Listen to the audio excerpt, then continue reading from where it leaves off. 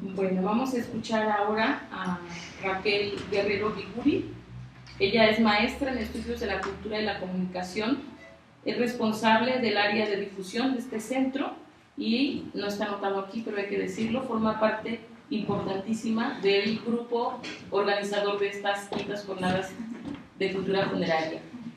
Nos presenta el trabajo Catalina Krill, o una versión contemporánea de la Catrina. Adelante, Raquel.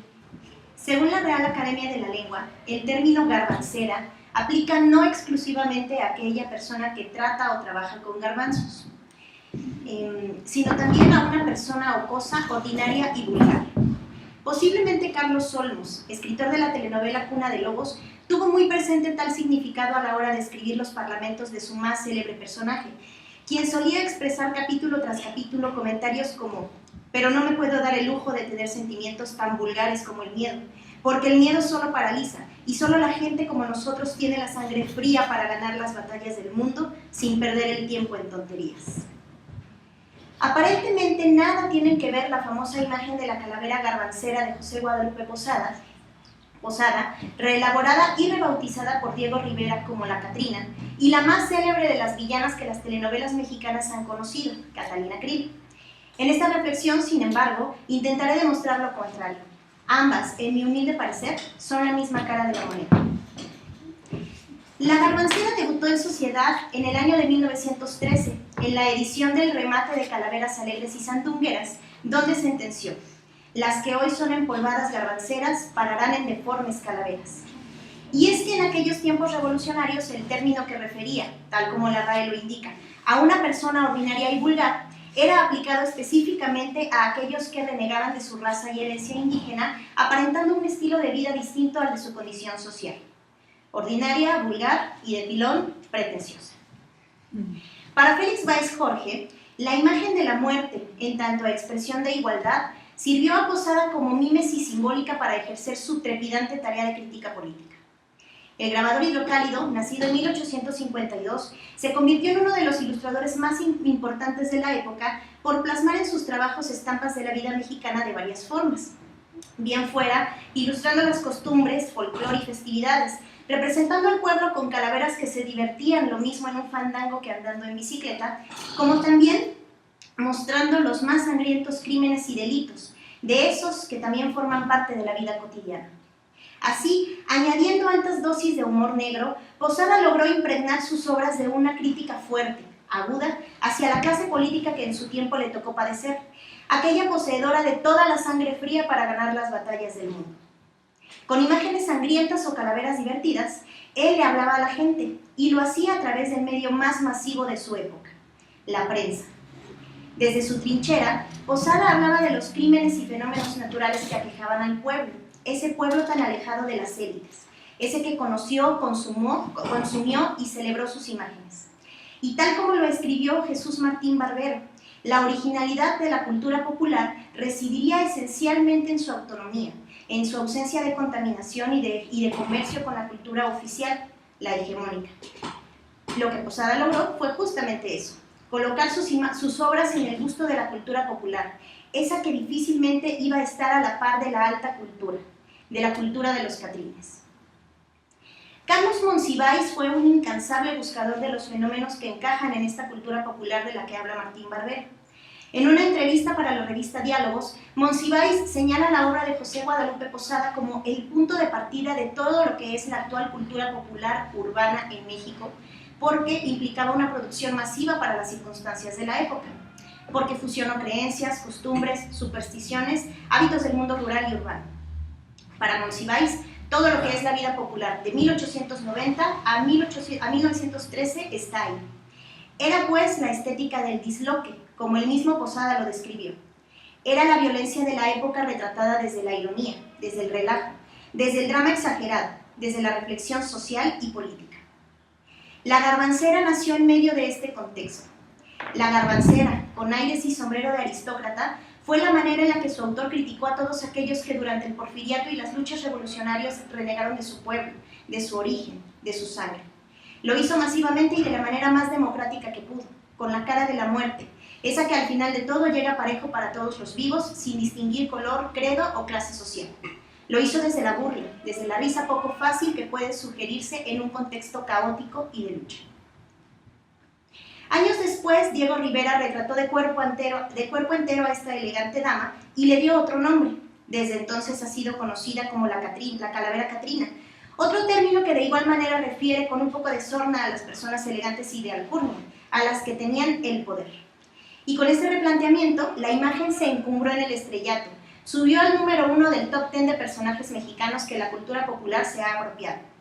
La muerte, Garbancera o Catrina, reafirmó su condición inmortal, de tal suerte que hoy, a más de 100 años de su aparición, seguimos viéndola cada día de muertos, lo mismo en las caras de las pequeñas niñas ataviadas con sombreros y plumas, que en los rostros lúgubres de las mujeres que se maquillan para emular sus ojos huecos, su ropa fina, el semblante de una muerte que se sabe festejada y también es capaz de divertirse a costa de la vida humana.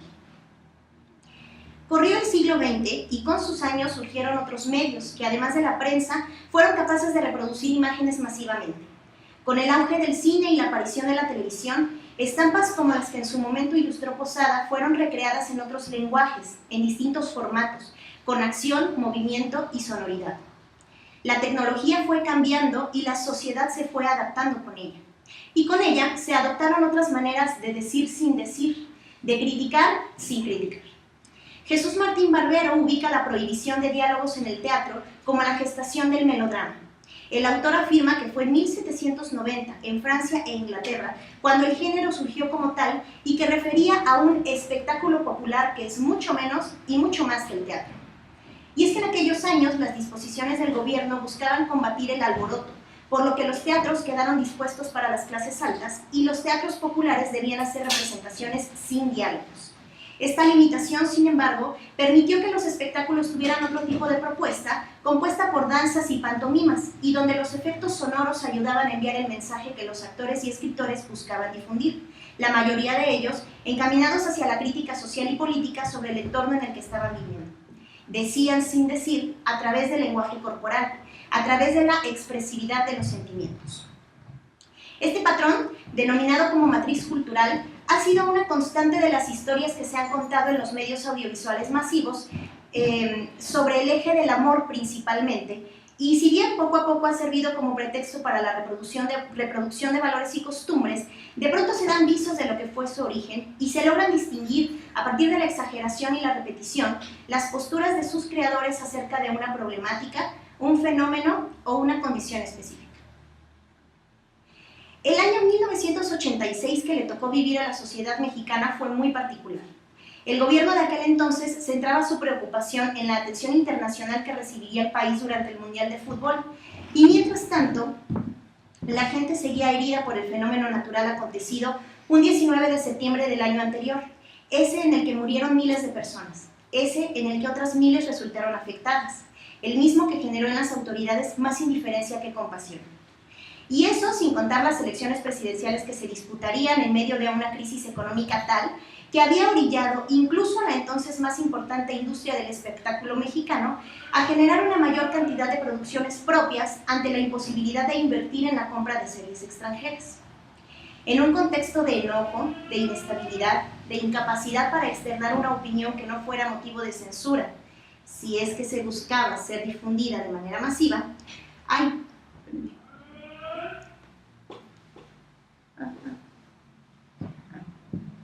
apareció en las pantallas del Canal 2 de Televisa una telenovela que esencialmente estaba contando una historia de amor, del amor maternal expresado de distintas maneras, con un título que carecía de todo sentido romántico. Su nombre, Una de Luz. Pese a que las telenovelas que entonces se producían, lo mismo fueron capaces de transportar al público a los hermosos parajes japoneses, a épocas lejanas como la colonia en tiempos de la Inquisición, o a situaciones terriblemente diabólicas, lo que Cuna de Lobos ofreció fue de inicio un reparto un poco extraño, de cierta manera ajeno a las pantallas televisivas. Pero poco a poco fue la historia, que de inicio se transmitió en un horario vespertino, la que comenzó a llamar la atención por un personaje en particular, una elegante mujer de aspecto sobrio, duro, que apareció en las primeras escenas del primer capítulo, vaciando una botellita de veneno en el jugo de naranja que minutos después tomaría su marido. Una mujer, como vemos, perfectamente arreglada, enfundada en una bata de satín con la cual recorrió su mansión hasta llegar al comedor, en donde cometería su primer delito en complicidad con el público silente que la miró impávido, incrédulo, atemorizado por el parche que cubría su ojo derecho y que asentaba toda su expresión de maldad.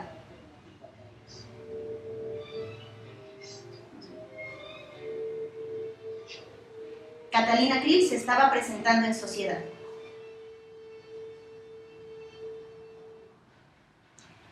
Para Félix Báez Jorge, la muerte asume las imágenes de la sociedad que la respeta y juega a no temerle. Lúdico ejercicio para olvidar, tal vez, que se muere cada día. La sociedad, la gente, el pueblo entero comenzó entonces a respetar a una tuerta e imponente mujer, jugando a no temerle, porque de pronto ella se convertiría en cada capítulo en la muerte misma. Lúdico ejercicio para olvidar que la vida se iba de a poco en el tráfico, en el trabajo, en la rutina y los problemas cotidianos. Carlos Olmos, experimentado escritor de teatro y televisión, concibió junto con Carlos Telles, productor y director, un melodrama contado en tono fársico, en el que el villano malvado sería representado por una mujer y la dama joven que sufriría durante toda la trama estaría personificada en un varón. Una farsa donde el amor sería llevado a niveles exagerados, lo cual llevaría a sus personajes a rebasar ciertos límites morales sobre texto de estos sentimientos desbordados, en aras de defender lo que cada quien creía como justo. Y es que, como dice Hermann Herlinghaus, en el melodrama, el conflicto del amor es vivido como un problema de justicia. ¿Qué era lo justo aquí? ¿Que una madre hiciera cualquier cosa por su hijo? ¿Que una mujer infértil fuera capaz de experimentar la maternidad?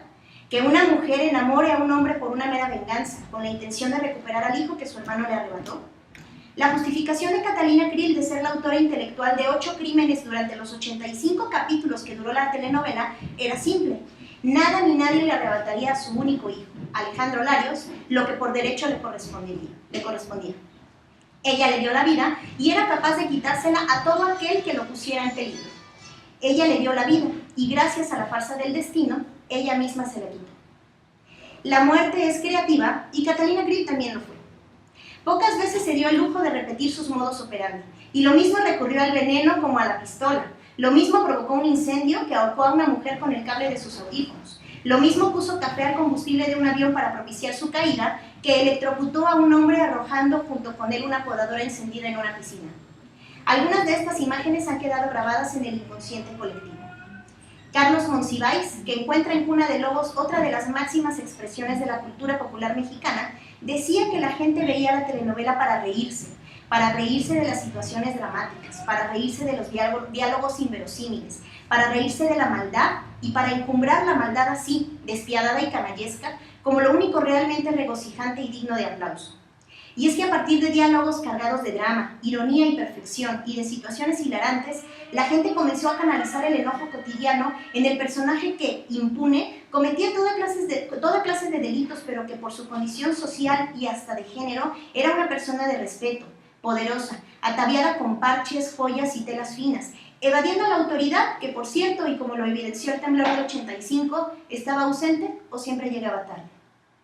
Así como las estampas y grabados de Posada,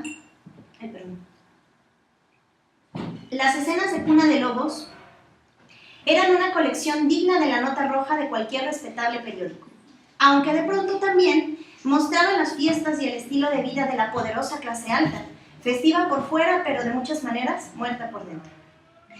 El fenómeno que provocó fue impactante, alcanzando más de 50 puntos de rating y anécdotas que sobrepasaron la ficción.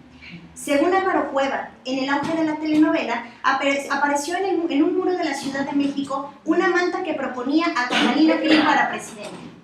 La cultura popular contemporánea había encontrado la imagen que abrazaría y haría suya, una apropiación desde los usos, lo llama Martín Barbero, aquella que sin importar el paso de los años se mantendría presente en la memoria generación tras generación. Si el pueblo de antaño eligió a una calavera como el símbolo de la crítica social, no hay razón para cuestionar que una mujer, igual de peligrosa que la muerte, simbolizara lo mismo para una sociedad moderna. Una que bien vestida y con mucho dinero, pero que terminó tal como lo sentenció la garbancera, como una deforme calavera. Si la calavera Catrina hablara, seguramente ocuparía un lenguaje rimbombante, educado. Si ella tuviera voz, seguramente le diría a los demás, altanera y soberbia. No humilló a los pobres por pobres, sino por simples. Pero eso ya lo hizo Catalina Krill. A modo de conclusión y para cerrar ideas, considero que el contexto histórico que rodeó la aparición de ambos personajes contribuyó en gran medida a la apropiación que el público hizo de ellas. El caos, la crisis, la violencia, las luchas sociales, la necesidad del pueblo de reafirmar o reencontrar su origen. De manera extraña, comparten la misma cacofonía: Calavera Catrina, Catalina Krill. El impacto de la calavera Catrina a más de un siglo de existencia puede medirse en todos los festivales, exposiciones, carteles y disfraces en los que figura como protagonista. El impacto de Catalina Krill a casi 30 años de su aparición se mide en forma de likes, posts y retweets, en forma de wikiquotes, pines y memes que circulan viralmente por internet. Ambas son producto de los medios masivos, ambas tienen sus orígenes en esos formatos que han sido menospreciados por el arte, la nota roja y las telenovelas. Y justamente por ser tan menospreciados es que resultaron los espacios idóneos en los que Posada y Olmos pudieron ejercer una crítica de manera más libre a partir de la farsa y el humor negro. A pesar de ser productos de la cultura popular, su influencia ha tocado con el paso del tiempo a todas las clases sociales por igual. Les llega a todos, como la muerte misma, razón por la cual sus autores han sido tomados en cuenta por la cultura hegemónica. En su natal Aguascalientes existe un museo en honor a José Guadalupe Posada y su influencia ha sido reconocida por artistas como el mismo Rivera o Francisco Toledo. Por otra parte, es posible encontrar el guión del último capítulo de la telenovela Cuna de Lobos, publicado en el número 29 de 1991 de la revista Tramoya de la Universidad Veracruzana, especializada en temas teatrales. Y el creador de su música original, Pedro Plasencia, fue reconocido por parte del Instituto Nacional de Bellas Artes por esta partitura, siendo el primer reconocimiento de este tipo otorgado a un melodrama televisivo. La Catrina y Doña Catalina son, además de figuras de respeto, personajes entrañables que uno deja entrar en la intimidad de su casa con gran facilidad. Las Catrinas adornan los altares de nuestros muertos. Las fechorías de Doña Catalina pueden verse una y otra vez en la reproducción de sus capítulos desde la televisión, el internet o el DVD. Con parches, estolas, maquillaje, sombrero o un peinado que lo asemeja mucho, las dos suavizan la ya de por sí atemorizante imagen de la muerte. Ambas son capaces de tapar con 1000 colores lo más negro de su alma, como José Carlos Larios, hijastro de Catalina, le dijo al descubrir toda su maldad. Y a título personal, las dos imágenes me hacen parafrasear la tan popular canción: me asusta, pero me gusta.